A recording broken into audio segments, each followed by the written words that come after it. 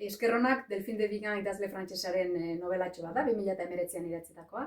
Eta Miska izeneko emakume adindun baten historia kontatzen du.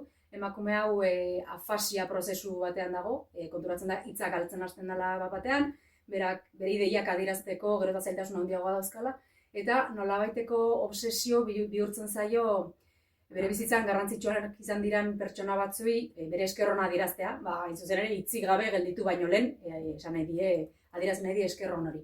Eta orduan pertsona horiek bilatzen lagunduko diote beste bi pertsonaiak, alde batetik Magi izeneko emakume batek, ez da bere alaba, baina berak alabatzat edo dauka, eta gero bere bizitzan zaharren egoitzako ortofonista edo logopeda, Jeromek, eta biek lagunduko diote pertsona horiek aurkitzen, berak Miskak bere esker ona adierazi diezaien.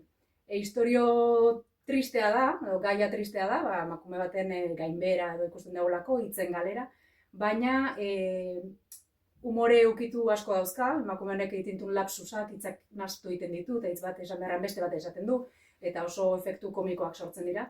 Eta emakume honen xamurtasuna, goxotasuna, eta giza harremanen indarra esango nuke gailentzen direla tristuraren gainetik.